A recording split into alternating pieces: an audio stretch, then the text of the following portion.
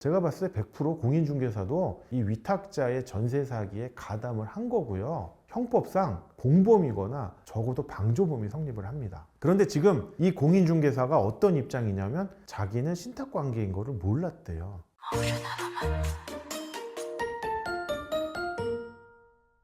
안녕하세요. 신탁의 신 오상민 변호사입니다. 이번 영상은요, 임대차 계약 체결 시 신탁 관계를 알려주지 않은 공인중개사의 법적 책임에 대해서 설명을 드리도록 하겠습니다. 전세 사기에 대해서 공인중개사가 공범으로서 법적 책임을 부담하는지 여부에 대한 영상이라고 할 수 있습니다. 원래 이제 신탁 관계에서 임대차 계약 체결은요, 수탁자가, 즉 신탁회사가 직접 임대인이 돼가지고 임대차 계약을 체결하는 것이 원칙이지만 대부분의 신탁회사는 인건비도 안 나오기 때문에 위탁자 보고 임대인이 돼서 임대차 계약을 체결하라고 하고, 신탁회사는 임차 목적물의 소유자로서 임대차 계약 체결에 동의만 해주겠다라는 게 일반적인 입장입니다. 그러다 보니까 신탁관계에서 신탁 목적물에 대해 위탁자와 임대차 계약 체결을 주선하는 공인중개사는요, 임차인들에게 신탁관계라는 것을 분명히 알려주어야 하고요, 신탁관계에서 임대차 계약이 적법하게 성립할 수 있도록 신탁 원부의 내용을 확인해서 적법한 임대차 계약의 성립 요건을 구비할 수 있도록 도와줘야 됩니다. 대부분이 수탁자의 동의겠고요, 그거에 더하여 우선수익자의 동의라든지 그 밖에 다른 임대차 계약의 유효 요건들을 구비하도록 해주어야 하는 것입니다. 제가 이전 영상에서 누누이 설명드렸듯이 신탁관계에서 위탁자랑 임대차 계약을 체결하는 것이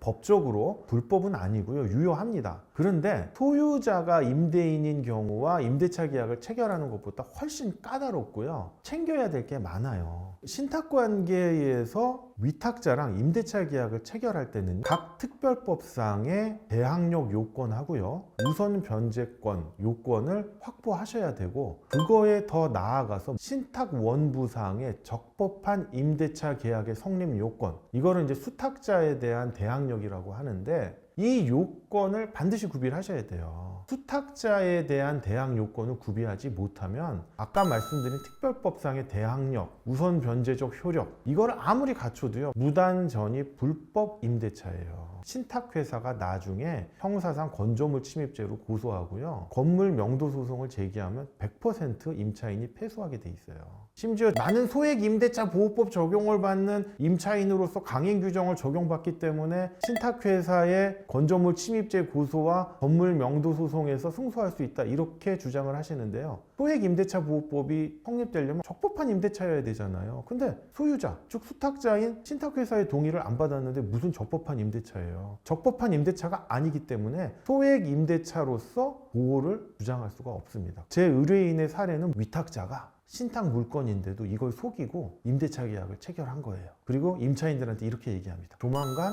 신탁 관계가 해지될 거기 때문에 걱정하지 마라, 내가 소유자가 될 거다. 그렇게 하다 보니까 임대차 계약서 별지에 특약사항이 기재되어 있는데 신탁과 관련된 언급이 전혀 없어요. 그러면 공인중개사라도 이런 위탁자의 행동에 제지를 가하고 임차인한테 알려줘야 되잖아요. 아닙니다.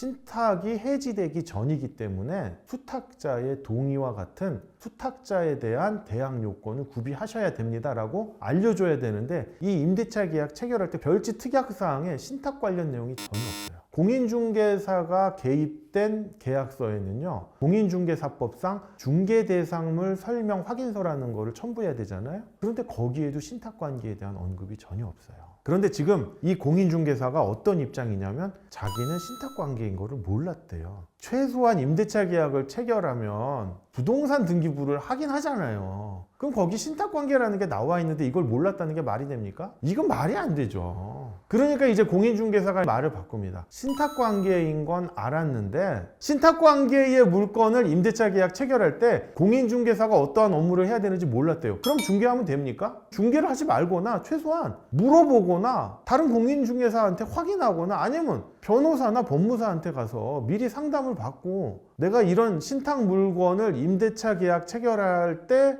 중개를 함에 있어서 어떠한 점을 주의해야 되는구나라고 확인을 해야 되잖아요. 그게 기본 전문가의 자세 아닌가요? 아니면 그럴 자신이 없으면 아예 중개를 하면 안 되죠. 근데 그것도 말이 안 되는 거예요. 그런데 왜 그런 말도 안 되는 터무니없는 주장을 공인중개사가 하냐면 형사적인 책임은 어떻게든 벗어나고 싶은 거예요. 자, 그럼 그거를 좀 더 자세히 설명을 드릴게요. 공인중개사는 위탁자의 전세 사기 행위에 대해서 공동정범으로서 책임을 질 수가 있고요. 적어도 위탁자의 전세 사기를 용이하게 해주는 방조범으로서의 책임을 부담하게 됩니다. 그 다음에 이 공인중개사는 공인중개사법도 위반을 했습니다. 여기 이제 도표가 올라갈 텐데 공인중개사법 제33조 제1항 제4호에 의하면요, 중개 대상물의 거래상 중요사항에 대해서는 거짓된 언행을 한다거나 그 밖의 방법으로 중개 의뢰인의 판단을 그르치게 하는 행위를 하면 안 돼요. 신탁인 걸 안 알려줬잖아. 그렇기 때문에 공인중개사법 제33조 제1항 제4호를 위반했을 경우에는요, 공인중개사법 제49조 제1항 제10호의 책임을 지게 돼 있습니다. 이게 형량이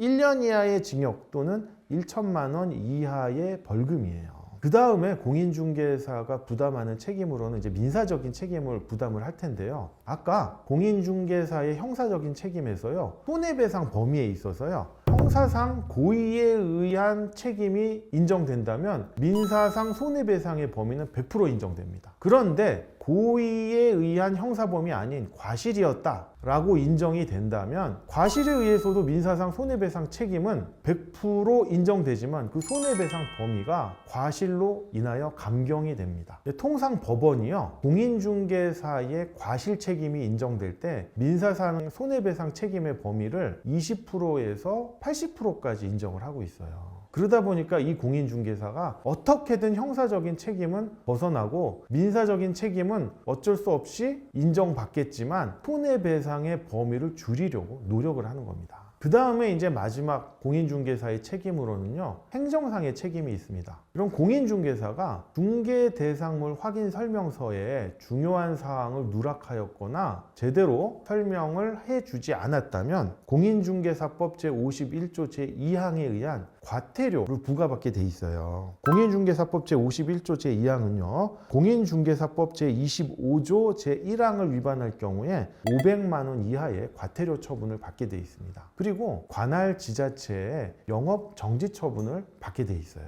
이처럼 이제 공인중개사가 행정적인 책임도 부담을 하게 돼 있습니다. 그런데 이 공인중개사가 자기가 잘못한 거는 자기가 더 잘 알잖아요. 그러니까 이미 폐업을 해버렸어요. 왜 그랬겠어요? 이 떳떳하지 않은 거예요. 저는 솔직히 말씀드리면 이 공인중개사는요, 이 전세 사기에 가담을 했어요. 그 형태가 공동정범이든 방조범이든 공범의 형태로 가담을 했고요. 민사상 손해배상 책임은 무조건 부담하고 그 배상 범위도 저는 100% 인정되어야 한다고 생각을 합니다. 제가 조금 이 사건에 대한 추가적인 뒷얘기를 말씀드리면요, 이 위탁자가 수탁자, 즉 신탁회사 모르게 계속 임대차를 주고 있었어요. 그런데 이제 현금이 급하다 보니까 매매가보다 훨씬 낮은 저렴한 보증금으로 임대차를 주고 있었고요. 그렇게 수령한 임차 보증금으로 자신들의 이제 사업비로 썼던 거예요. 그리고 몇 년간 그런 식으로 이제 임대차를 주고 나가는 임차인들한테 정상적으로 보증금을 반환해 줬어요. 그러다 보니까 곁에서 공인중개업을 하던 이 공인중개사도 신탁사 모르게 하고는 있지만 위탁자가 큰 문제 없이 임대차를 주고 있으니까 별 문제가 없겠네 라고 해서 여러 건을 중개를 했던 건입니다. 그런데 왜 문제가 됐냐면 이 물건이 위탁자가 이자를 납입하지 못해 가지고 채무불이행 상태가 돼 가지고 공매 절차가 진행이 됐거든요. 그러다 보니 이 임차인들이 무단 전입, 불법 임대차 상태가 돼 가지고 지금 다 쫓겨나게 되는 사태가 발생하게 된 겁니다. 본 영상을 통해서요, 전세 사기에 가담한 공인중개사의 법적 책임에 대해서 조금이나마 알 수 있는 계기가 되었으면 좋겠습니다. 본 영상이 도움이 되셨다면 구독과 좋아요 부탁드립니다. 감사합니다.